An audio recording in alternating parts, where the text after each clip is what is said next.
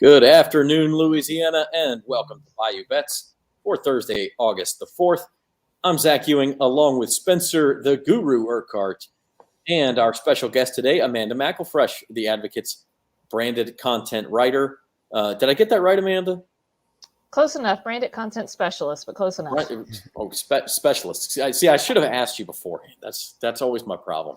That's all right. But Amanda is here to tell us about some of her betting adventures throughout the first 7 months, I guess, of mobile betting in the state of Louisiana. And we also have NFL previews to continue to get to. The NFC West is up next in our division by division preview. And we'll talk some World Series odds changing also after the trade deadline. So lots to get to. LSU started camp today. It's August. We're just like a month away from football. It's Spencer, it's seriously like the best time of year. It's like, well, I shouldn't say it's the best time of year, but it's like the 3 weeks before Christmas where you're opening the Advent calendar every morning and seeing what's in there. Oh yeah. It's about to pop. It's about to get really exciting here in the next few weeks. Hall of Fame game tonight. It's not that great, but it's still football. So I'm really excited just to get underway here, see which of these rookies and unknowns kind of pop up out of nowhere, and then seeing who can survive the rash of injuries that always pop up, unfortunately, during this time. So yeah, definitely interesting and exciting times for us football fanatics. No doubt about it. And if you are new to the game and you would like to get in on the sports betting action, we are powered, as always, by Caesars Sportsbook, and invite you to join up at NOLA.com/Caesars. And if you go to that URL or you use the promo code NOLA15, you get your first bet risk-free up to $1,500. So a nice bonus for you there. Go to NOLA.com/Caesars. And as Spencer said, we have real live football tonight. We have the Hall of Fame game. You can bet on it. There's a betting line. There's an over-under. There's all of that stuff. We're going to get to that in a second. You've never seen a preseason game so hyped up as the first one, because that's just how it goes. But first of all, Amanda, I want you to tell us how your summer has gone with sports betting. And, I know you did it before it launched in Louisiana, but do you find yourself doing it a lot more often? Do you think about sports differently? What has your journey been with this? Yeah, I've made a lot of smaller bets, especially on Major League Baseball, just kind of getting my feet wet on it. You're talking about earlier, before it was in Louisiana, I took a trip up to Tennessee and kind of did some experiments with the Caesars app there right after the new year before it launched in Louisiana. So I've really just been familiarizing myself with it, kind of exploring what the lines are, what the odds are. I did pretty well in the spring. The summer, not so much. MLB is just really weird in the summer. I've just kind of been doing some small scale stuff. Really excited to get into it more in the football season, though. It's funny how that works, isn't it? You think you've got it all figured out, and then all of a sudden you look at your account and you go, "Where did those $100 go?" That's kind of how sports betting works, and then it goes well again. So it can be fun, it can be frustrating, and sometimes it can be both at the same time. So let's talk Hall of Fame game just for a second, guys. I don't want to hype up a preseason game too much, but it is real live football for the first time in 6 months. So we've got the Las Vegas Raiders, we've got the Jacksonville Jaguars. These lines have actually moved a little bit, and listen. People always laugh when you tell them you bet on the NFL preseason, but people do bet on the NFL preseason because there are edges to be had. And if you cash a bet slip in the preseason, it may not count for the players, but it sure as hell counts for you, right? You still get the money in the bank. So this game opened to pick 'em. It is up to -2.5 for the Raiders. The over/under opened, I think, at 32.5, is now down to 30.5, which is lower than any total you'd ever see in the regular season. But Spencer, are you still feeling that this thing could go under? Because I kind of am, to be honest. Yeah, I would think, because I feel like whenever teams first go out there, it's probably the defenses have more of the advantage. So I'd probably take the under if I had to pick. I'm not playing this. I don't plan on playing any preseason, to be honest, just because we don't know who's going to play, how many reps each player is going to get. The coaches keep that pretty close to the vest, it seems. So the insiders probably know a little something about what could go down as far as who's going to play and who's not, but it's still pretty unpredictable to where it's like I'd probably play the under, and then I guess I'd take the dog, because it's just, I mean, if it was a pick 'em, I don't know. I don't see the reason to go with the favorite here. You're not convincing me. You are not convincing me on either side there. I don't plan on playing it, so I don't want to try to sway anybody because, I don't feel confident. One other thing, Amanda, is that it's supposed to be raining all night in Canton, Ohio, where this game is being played. So you see a total like that, but we also know that last year, the first 20 preseason games, even though they were given low totals as well, they went 17-3 to the under. So preseason games tend to go under. They have for years, and especially that was the case last year. How often do you pay attention to those trends, and how likely is that to sway you? Or are you just one of these people like Spencer who's just too damn good to bet preseason? I don't know if I'm too good, but I don't bet on the preseason. I mean, they're basically scrimmages at this point. You're not going to really see many starters. If you do, it's maybe for a series or two. I don't think they're really indicative of how the team is going to perform in the regular season. They're fun, but for me, they're not worth putting any money on. It's just more of a scouting adventure than anything else. Yeah, and we will hopefully get to at least see one series with the starters. Although Derek Carr, I do not believe, played in the preseason at all for the Raiders last year. Not one play. So that was under a different coaching staff. We'll see what they do tonight. Both of these teams have new coaching staffs also. Josh McDaniels in Las Vegas and Doug Maroney in Jacksonville. So it'll be interesting to see how they approach it. Listen, if Jim were here, I'd make fun of him because Jim is always talking about how degenerate I am for betting on the USFL or for soccer, which we're going to get to tonight, by the way, or whatever else. But tennis, he's already like in the group chat talking about how good he feels about his bet on the preseason game. Oh man, yeah, I was like, Jim, come on, man. He got no room to talk about being a degenerate. He's the one betting on every freaking golf tournament there is to offer. It could be the North Dakota Open. He'd be betting on it. That man loves him some golf. I'm just going to keep my mouth shut because I have a couple of golf bets in this weekend for the Wyndham Championship as well. And we'll move on here on Bayou Bets. We're going to move on. We are previewing the NFL team by team. We started in mid-July. It's been 3 weeks already, actually, and we're going every Tuesday through Friday. In the morning, you get a win total / betting preview of a team from Jim with some help from at turnoffcovers.com, who's excellent. And then in the afternoon, Spencer, you have a fantasy preview of the same team. So that's 4 teams a week, Tuesday through Friday, and we'll do one division each week. And this week, we have been doing the NFC West. Started on Tuesday with the Arizona Cardinals. Here are your Cardinals odds. And I don't know. I look at this, Amanda, and I think as a Saints fan, you have to look at the Cardinals as one of the real threats to keep the Saints out of the playoffs. Look at that, make a playoff number. Yes, plus 105, no, minus 125. Very close to even there. And so if the Saints are going to take a playoff spot, it's a team like this they may need to bounce out. I'm not really feeling good about the Cardinals this season. I'll tell you what. I mean, they had that late season swoon. I think they lost like 4 of their last 5. And I feel like they have kind of this like weird hangover going on with the whole Kyler Murray contract situation. I'm just not really sure this is a team that organizationally has the maturity to really make a strong playoff push. And I think if it does come down to say them and the Saints, I think the Saints have the edge there. So I like their roster. I think they have talent. I just don't know if they can really put it all together from an organizational standpoint. That's a strong take. I like that. And you're right. Look, we look at these odds. They're plus 350 to win the NFC West. It's a very good division. Those are not really that long of odds considering they have to beat out the Rams and the 49ers to win that division. But they had that thing in their hands last year, Spencer, and let it go. Rams ended up winning the division because Arizona couldn't beat Seattle on the last day of the season. So then they have to go to LA on that was the Monday night game, right? The first Monday night playoff game. And they just got crushed. I mean, they just got their butts handed to them. And so I'm with Amanda a little bit. I don't know if there is such a thing as season to season momentum. They don't have it.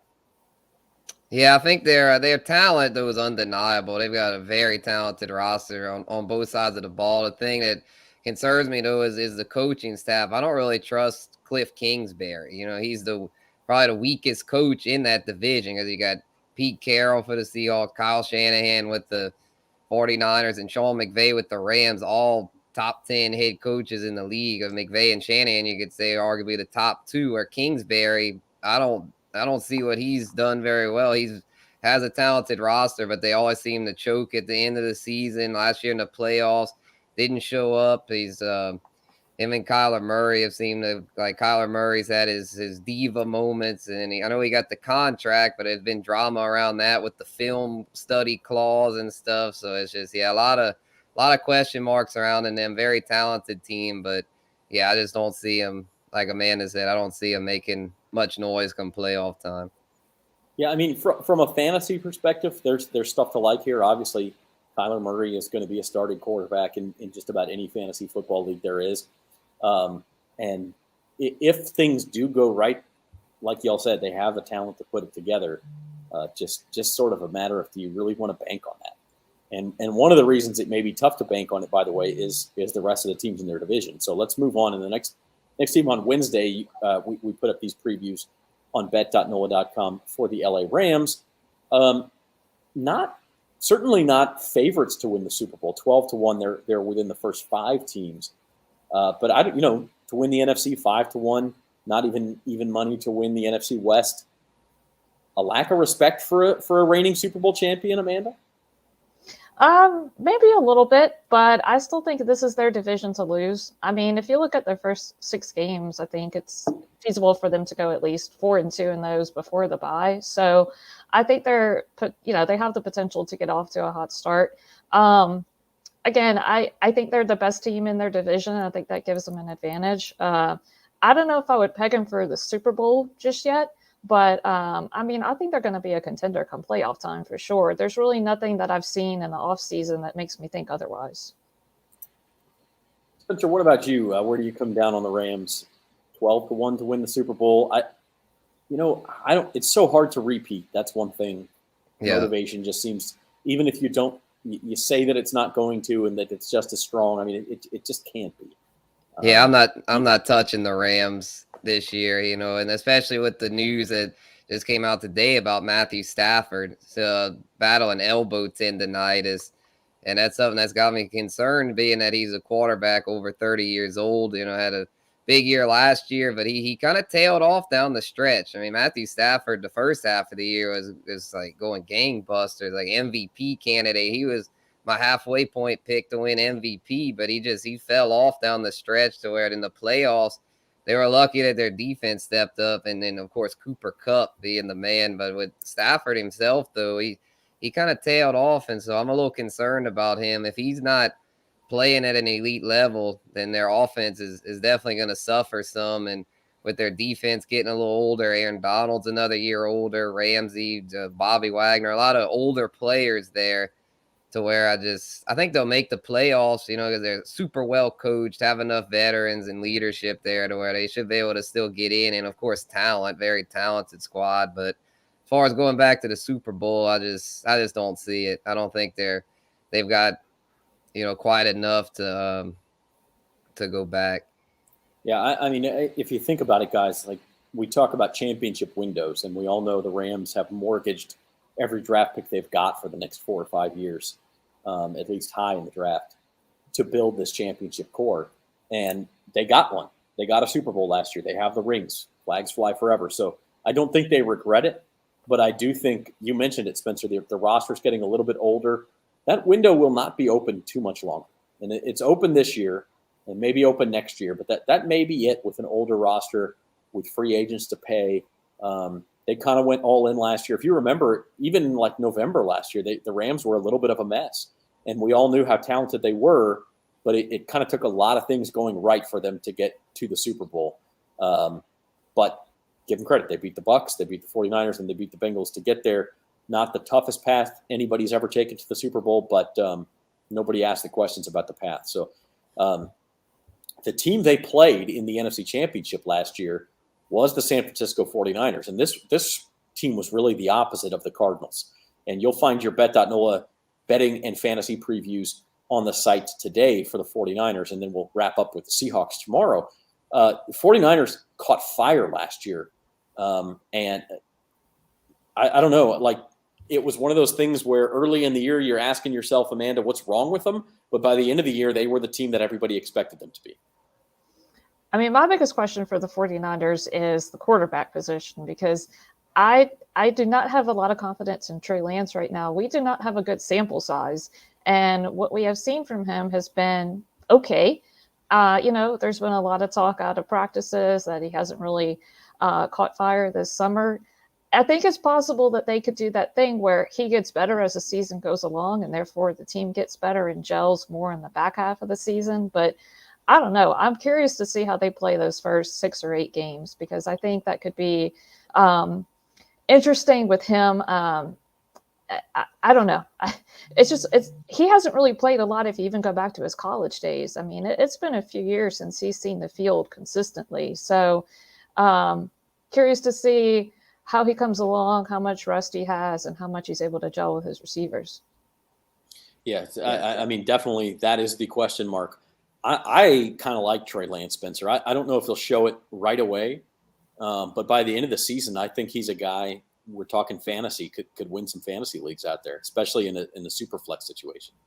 Oh, yeah, I like him a lot, even in single quarterback leagues because of his rushing ability. I feel like he's a very slept on because he's, like Amanda said, doesn't have a big sample size, but just we can see the upside. He's got a cannon arm and really fast. So I mean, he's got the rushing ability on top of field stretching ability through the air, and I feel like he's got the receiving core to do that. Deebo Samuel can stretch the field as well as Brandon Ayuk. I mean, even George Kittle. I mean, all those guys are lethal weapons.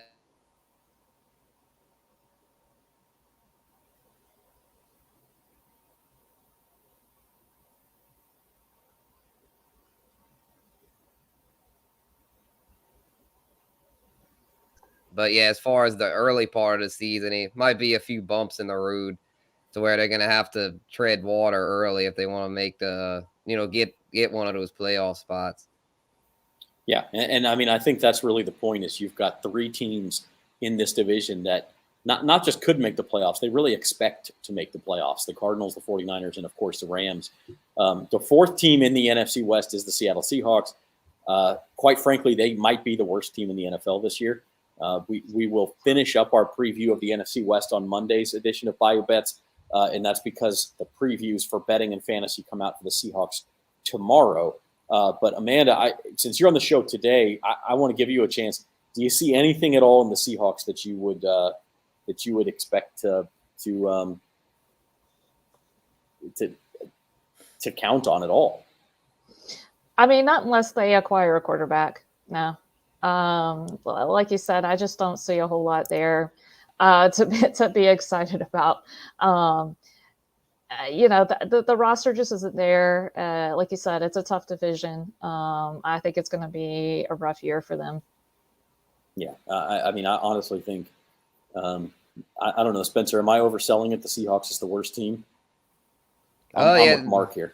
Unless they get Jimmy G, it's trouble. And even if they do, quite frankly, I'm not sure the rest of the roster is good enough.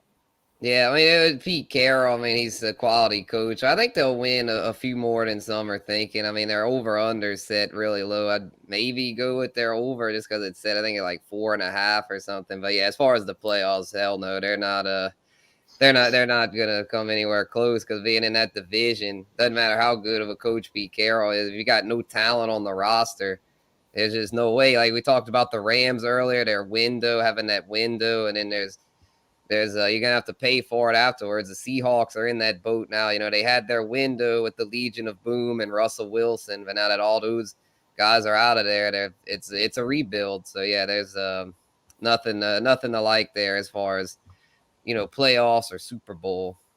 For sure. Kyle mentions DK Metcalf, and along the lines, yeah. Look, they've got talented players. Everybody in the NFL has some talented players. I just don't think they match up. I should say, Spencer, their win total is actually 6 at season. Oh, is that how? Yeah. So I don't know. Again, I could see that being a push. I might even lean under there 6-12. Boy, you look at their schedule. I think they're going to be underdogs in like 15 of 17 games, or Oh 16 of yeah, 17 no, games, or something. They'll pull some upsets. I don't know if I can see 6. yeah, and then the thing with their offensive line, I mean, yeah, they got Charles Cross, who's got potential to be an elite left tackle, but the problem is that the rest of the offensive line is in shambles. It's been in shambles. I think that's why Russell Wilson wanted out, because he was tired of having to being behind a bad offensive line. That was like the theme of his whole career. He's always having to run for his life because he didn't have good protection, and it's looking like it's going to be bad again. And Pro Football Focus has him pegged as 32 out of 32 teams, the worst offensive line. So, yeah, it's not really. I mean, Pete Carroll. I mean, as far as this personnel decision making, like it's his influence, I don't feel is that great. But as far as like coaching itself, he's not the worst coach in the league.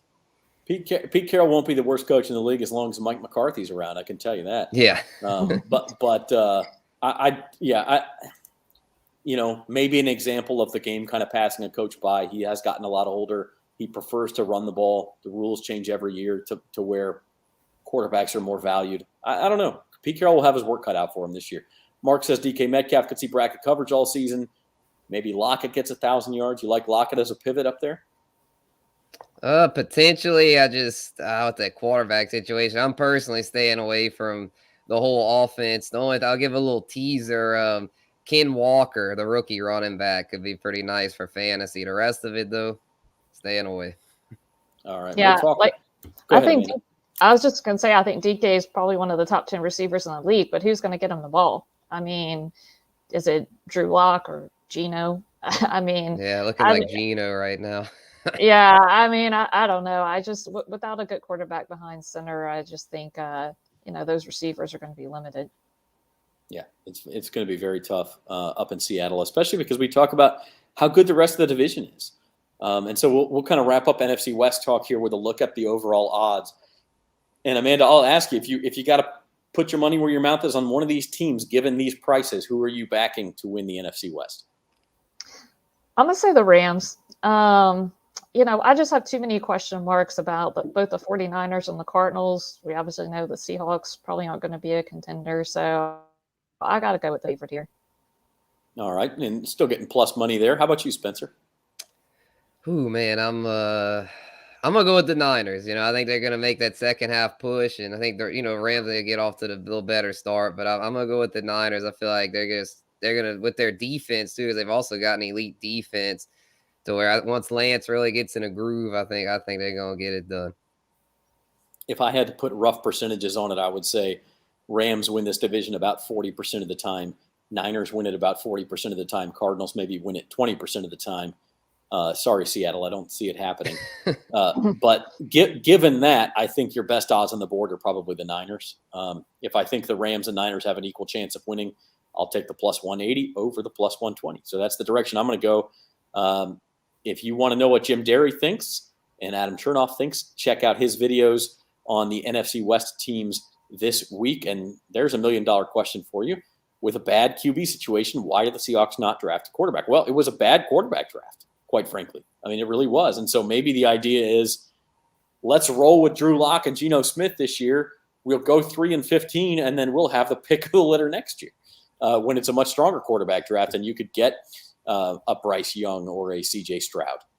Oh, yeah. I noticed a lot of teams doing that, doing these 1-year rentals at quarterback. Atlanta and Carolina are doing the same thing where I feel like, if these rentals work out, maybe keep them. But if they don't, which most likely they won't, well, you'll get one of the elite guys in that 23 class, which at the moment looks really stacked. Absolutely. Mark takes the Rams, saying Trey will struggle at least early on for the 49ers. We shall see. Rams got to play that first place schedule as well. So it should be interesting, the NFC West. Let's see. You're watching Bayou Bets here on bet.nola.com, and I want to get Amanda's take. Spencer, Jim, and I have all talked about our values on this board throughout the summer. But let's take a look at the Super Bowl futures board, Amanda. Give me a team you like on this for their price, who maybe you like more than the experts think, and a team who you're fading.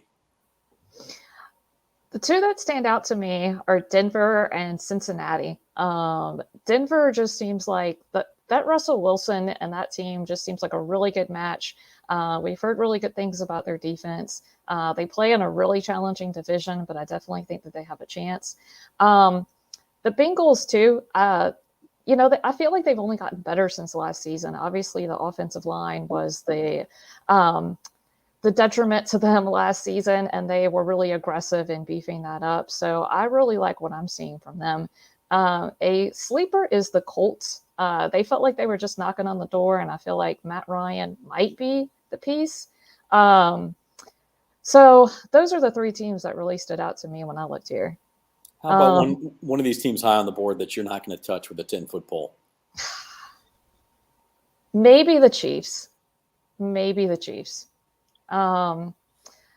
don't know. They've got top 3 quarterback in the league, and I don't think that they're going to be bad, but it just, I don't know. It just feels like that AFC is just going to be a battle all year long.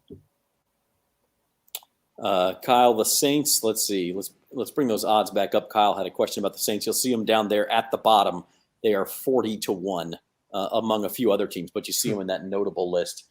40-1 to win the Super Bowl. So, we talked about, look, they started the offseason. At some point, they got as high as 50-1. They were lower than that when they were in the Deshaun Watson sweepstakes, kind of settled at 40-1. And Jim and I have talked all summer about how good of a value we think they are. Amanda, what do you think about the Saints? I put some money on them. I like what I'm seeing from the offseason. I think they have a chance to win the division. I don't think Carolina and Atlanta are going to make a ton of noise. And they have Tom Brady's number. So, I think as long as they stay healthy, I definitely think that they've got a chance. Say why not? It's early, but have some fun with it. Yeah, I have put money on the Saints. I have not put them on money on them to win the Super Bowl. I don't know that they're that good, but I have put money on them to win the NFC South, to make the playoffs, to go over the win total of 8. I have a little bit of cheese in all of those markets. And one of them, too, if you look at Caesars, one of the markets they have is the number of wins within the division. So everybody plays 6 division games, and their total is only 3. Oh, wow. I've thought that was, I think that worst you get a push out of that. I think they go 3-3 against the Bucs, Falcons, and Panthers. And I think there's a very good chance they could go at least 4-2 in those games. So that's one that I love. Yeah, I like that for sure. Let's move on. And the NFL starting preseason tonight. College football is coming even sooner. In fact, I think we're like 23 days away from the opening games. There's a few games on that Saturday, August the 27th.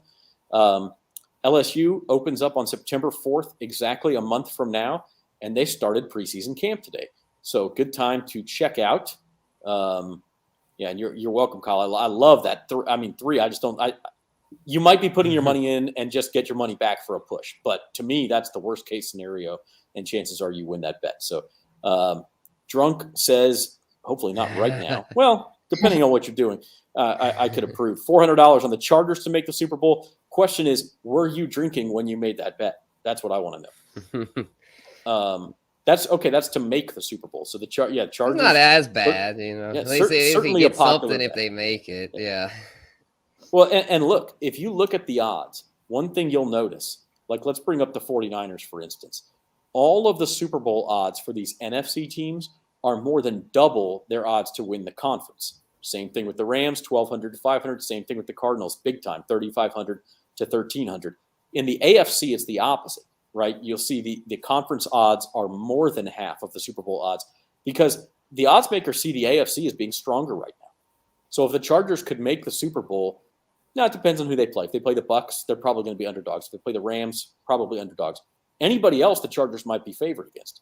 And it's more likely than not at this point the AFC team will be favored in that game. And that's why you see those differences in odds. So very interesting, and that's an interesting bet. Look. Drunk, I hope you are drinking in celebration come January and February, cashing in on that bet. But as I was saying, we're talking a little college football. Here's your CFP Championship odds. Looks just a little bit different. You got 3 very clear favorites here in Alabama, Ohio State, and Georgia. We see LSU on the last line there, 50-1. Caesars did tell me they've got some money coming in on LSU to win the national title. I don't know about that. But I am curious to know, Amanda, do you like anyone here on this list? I'm really interested to see what USC does. I mean, Lincoln Riley's there now. They got a lot of players through the transfer portal. I'll be curious to see how that line moves throughout the season. Clemson really surprised me too. I don't know if they're going to bounce back quite that much from the year that they had last year. So those are the two teams I'm going to be looking at that stood out to me here. Yeah, and I personally think USC is priced way too high. I think that's all hype.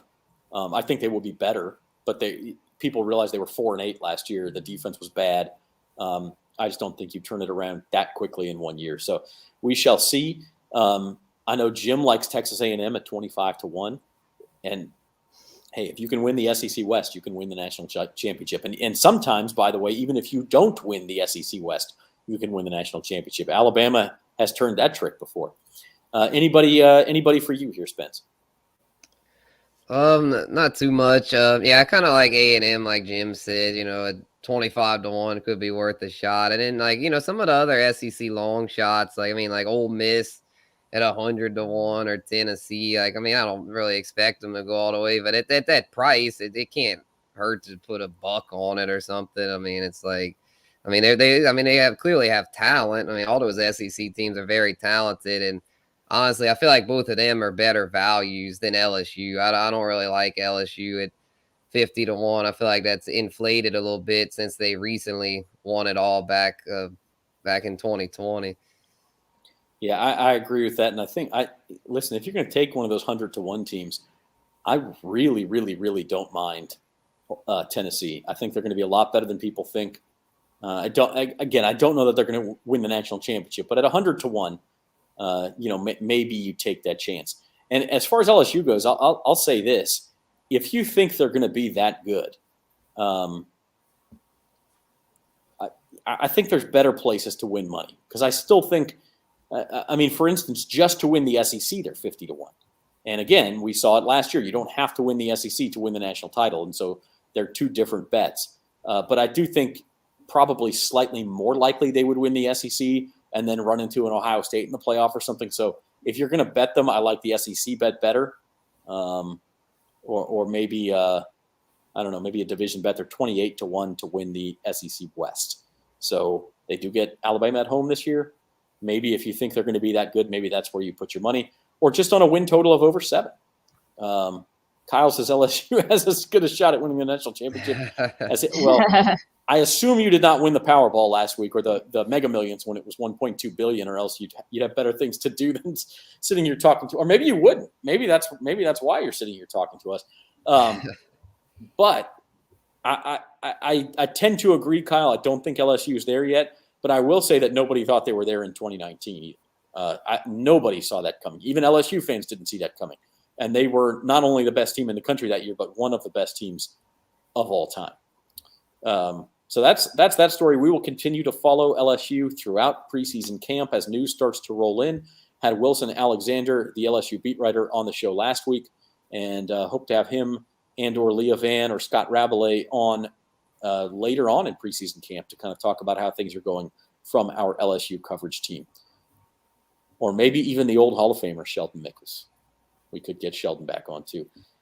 In the meantime, let's talk a little baseball. When we left you on Monday, the San Diego Padres were still 20-1 to win the World Series, but it was the next day that they traded for Juan Soto.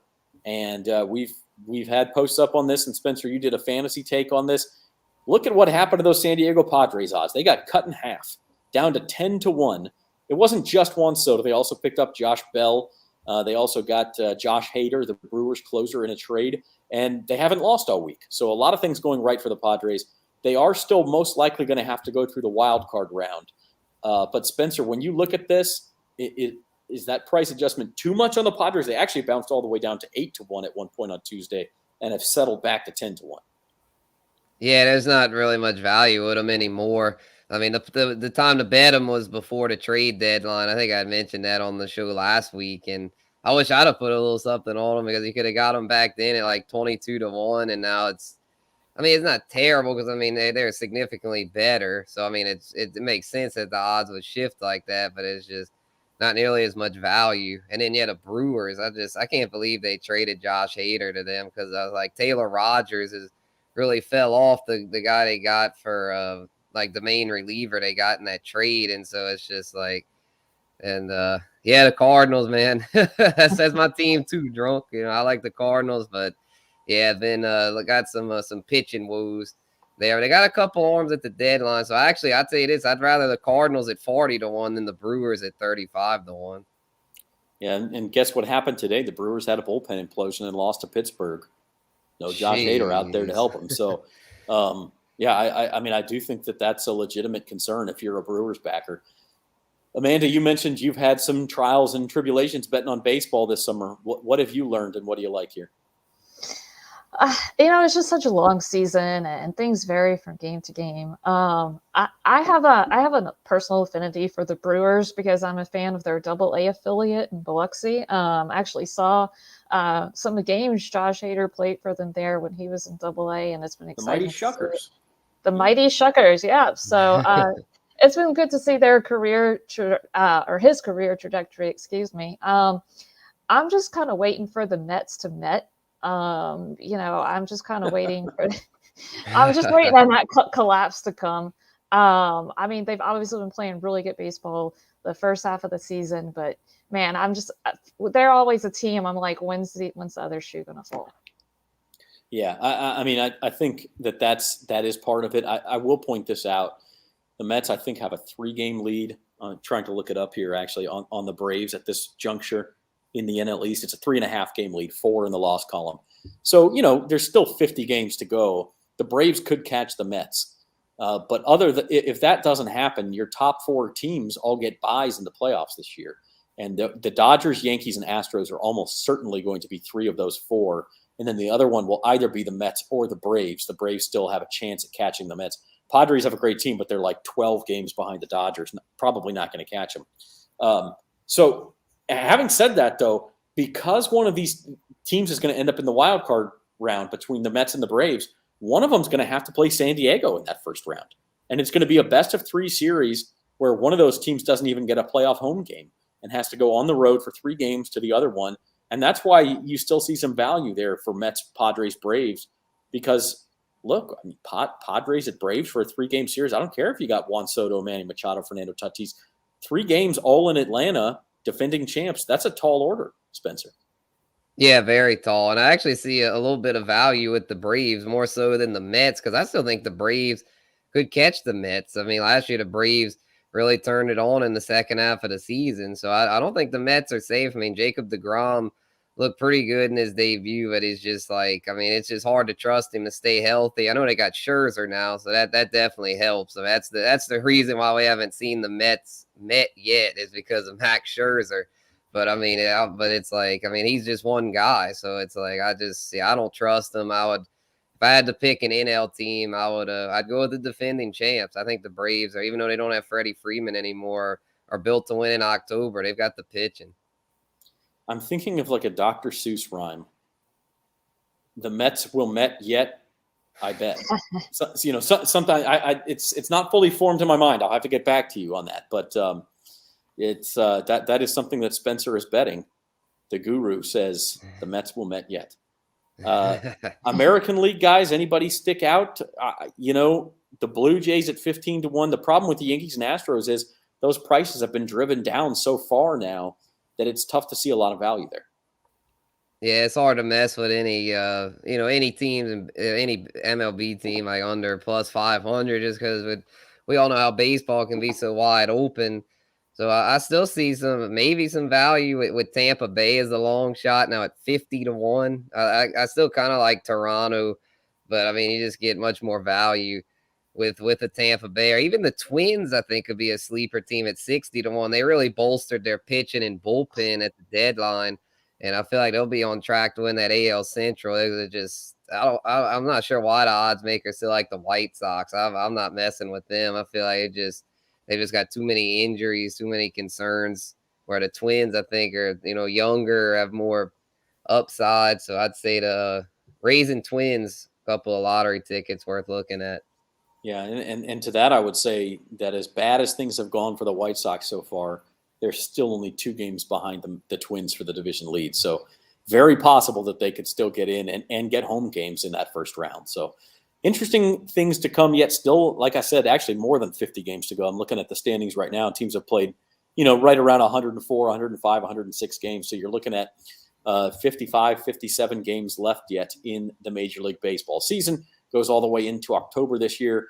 And so we will continue to track it here on Bayou Bets.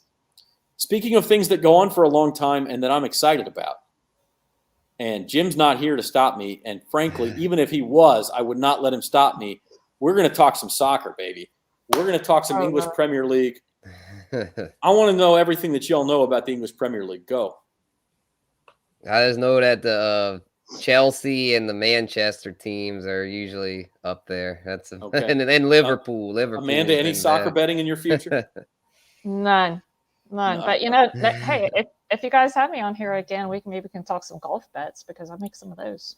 Okay. Do you have anybody this weekend in golf?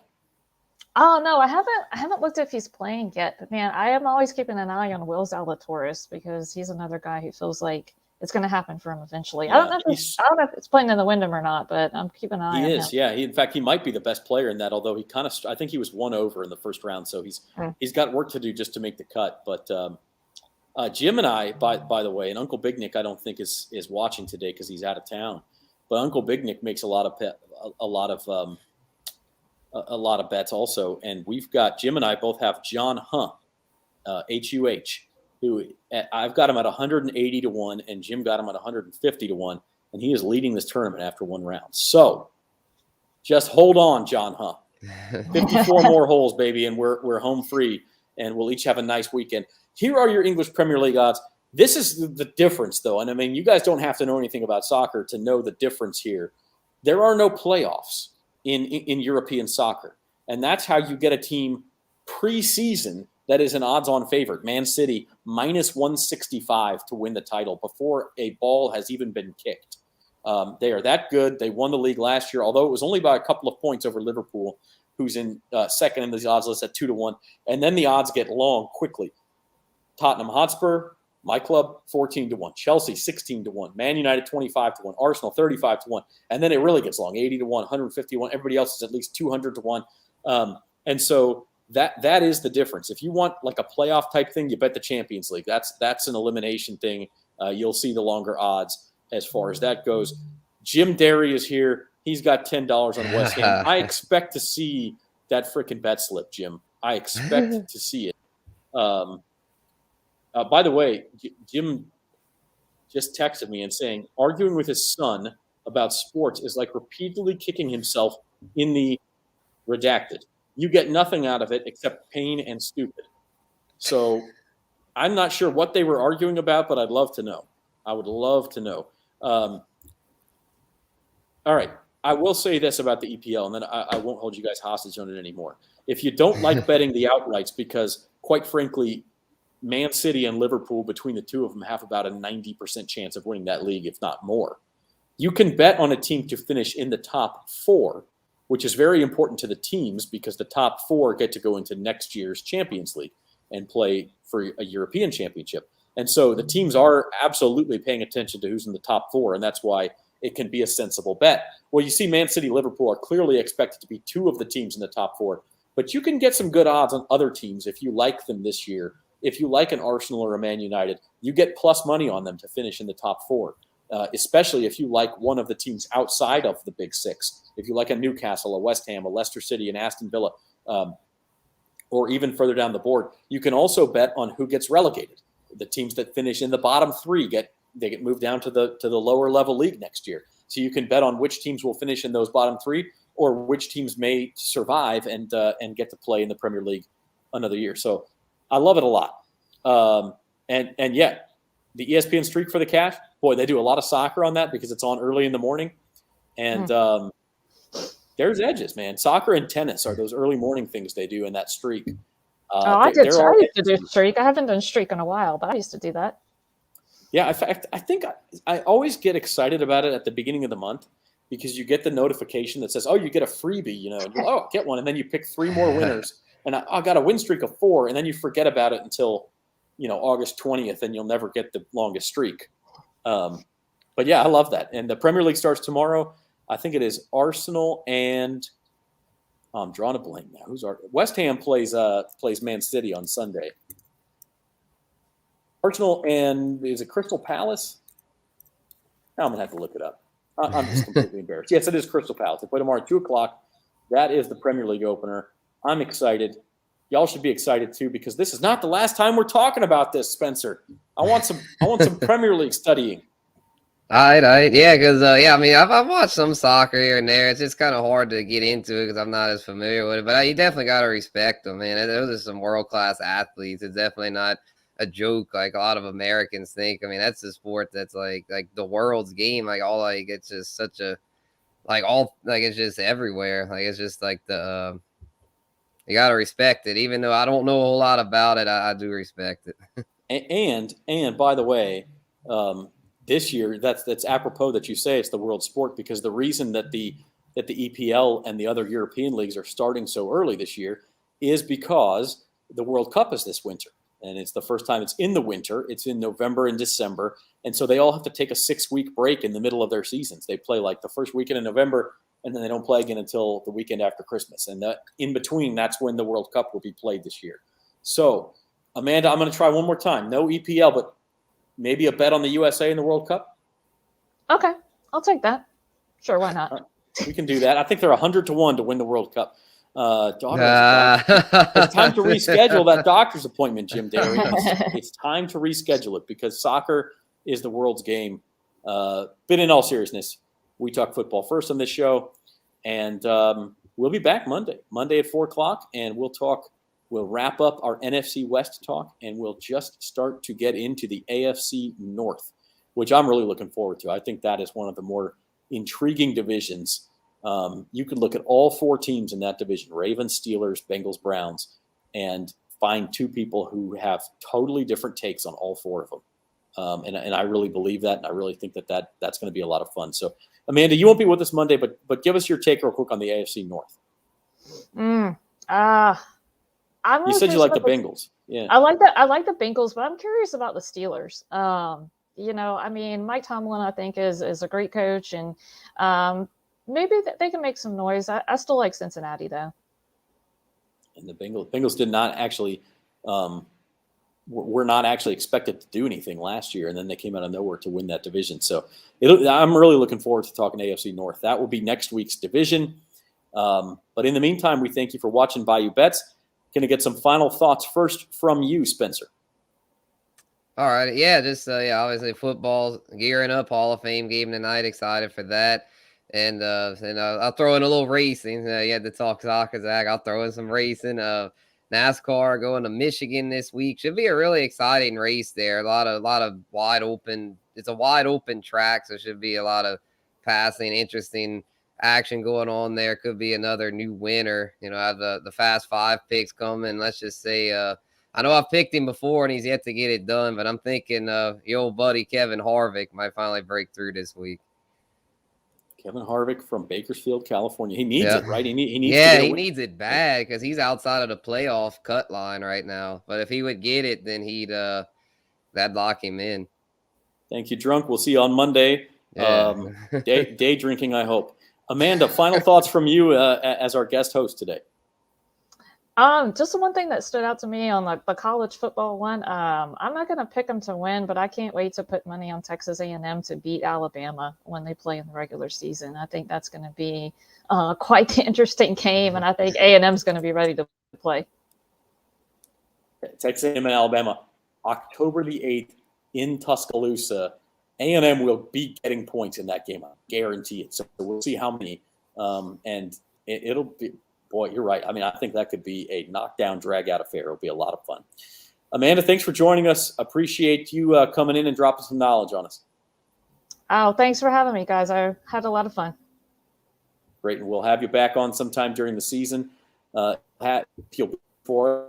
enjoy that too.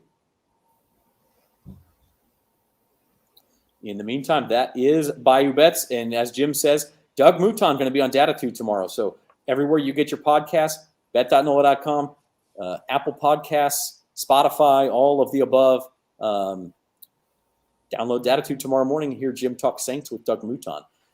That's it for us today on Bayou Bets. For Amanda McElfresh, our guest host, and for Spencer the Guru Urquhart, I'm Zach Ewing, and we will see you Monday at 4 o'clock.